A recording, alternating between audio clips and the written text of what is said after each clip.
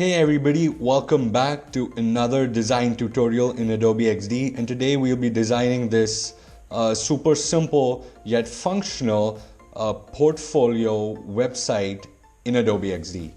And at the end of the video, I will also teach you guys how to export a UI or a website design from XD into actual HTML and CSS code.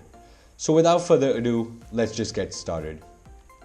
So to get started, I will make a web artboard, which is the 1920 by 1080 pixel artboard right at the bottom here. And I will rename this artboard to Profile. You can rename it to whatever you like, just to simplify everything. And as you can see, I've saved all the elements on the left here. I will be linking the Adobe XD file down in the description, so you can go ahead, download it, and start using it. The next thing that I'm going to do is I'm going to make the side panel, where I will write all my descriptions and the about section. And I will double click the artboard and enable layout. Now, what layout does, it allows you to know how much padding you need to put and how much spacing is needed between elements and between the edges and the elements as well. So here the layout is columns. I will convert this into 10, and I will reduce the gutter width from 16. I will increase it from 16 to 20. And I will go on the edges. I want maybe just about 100 pixels of difference. Yeah, that's perfect. Or maybe even less, maybe 80. That's fine. Okay, so I will basically I will start placing everything based on this layout now. See how I place this card here. And after I have this ready and set up, I will click on the layout again just to disable it. Perfect. Now this is the place where we will put everything from our profile image to our navigation. I will increase the radius from 0 to 25 pixels right here, and I will remove the border from right here. Let's give this a simple and subtle shadow, 12 and 42. So 12 is the y-axis and 42 is the blur.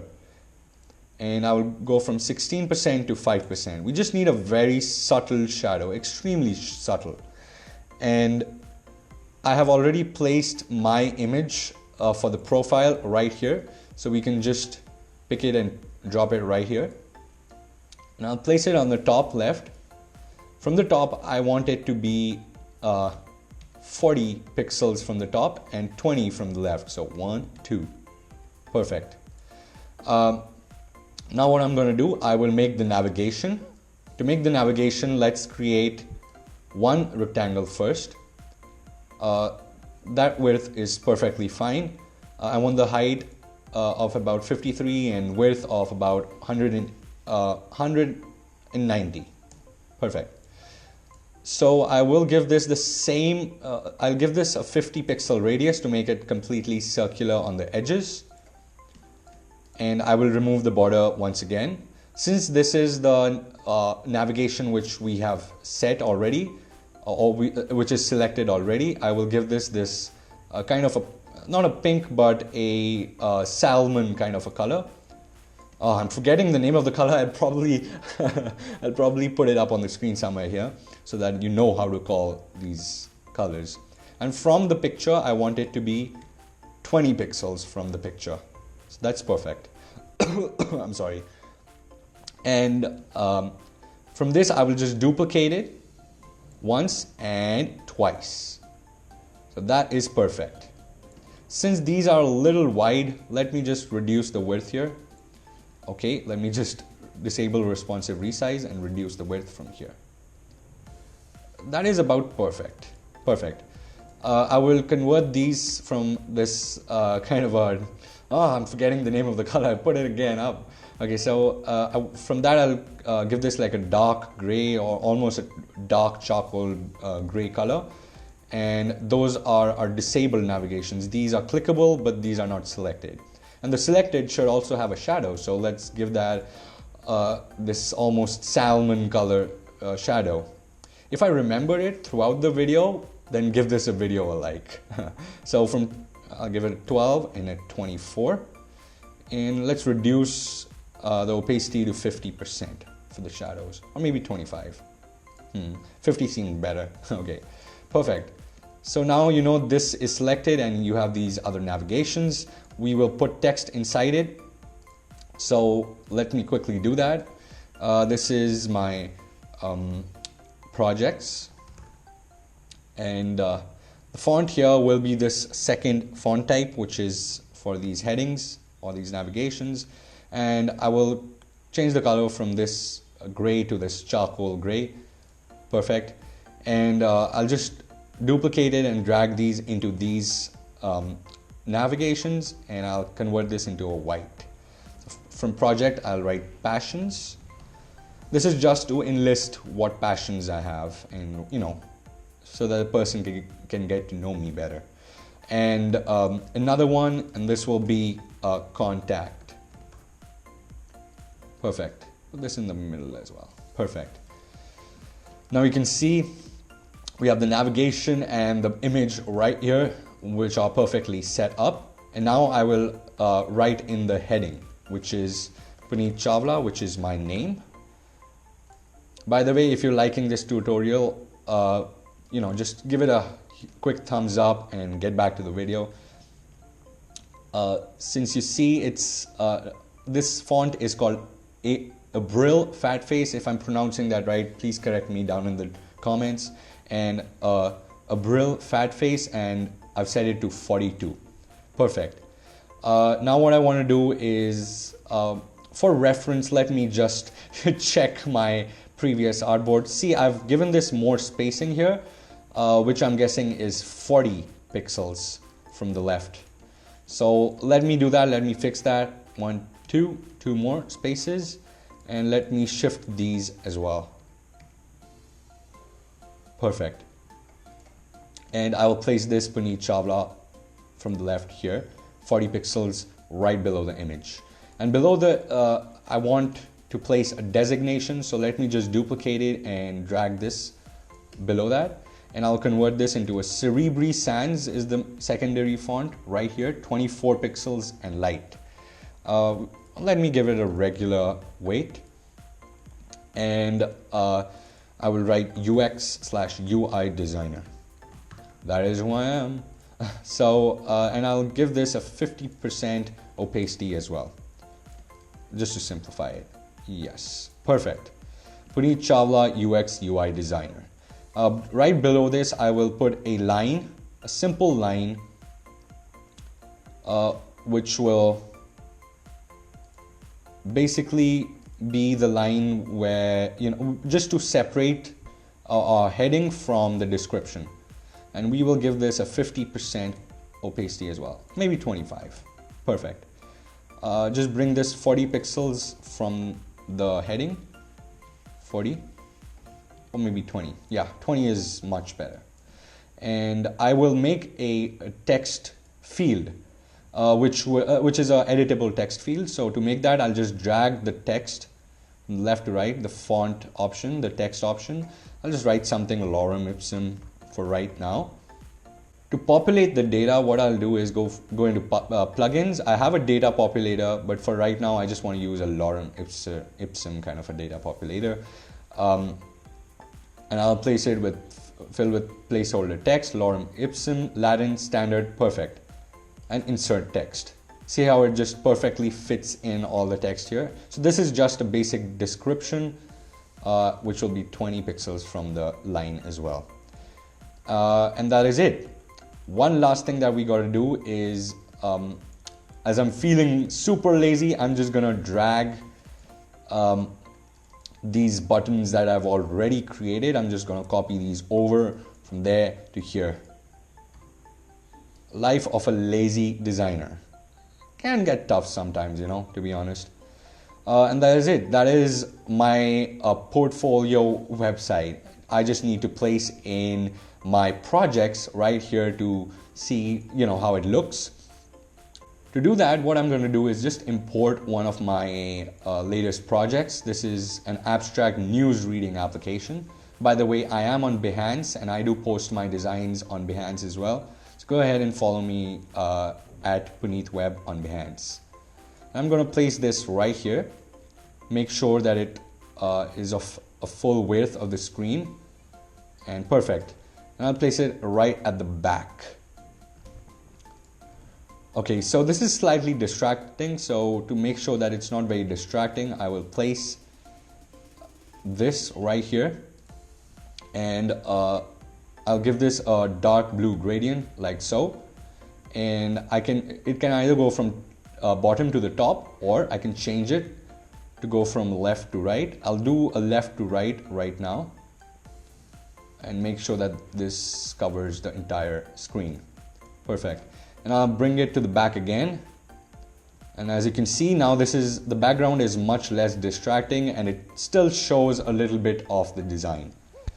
Again, since I'm feeling lazy, I'll just copy this from here to here. Perfect.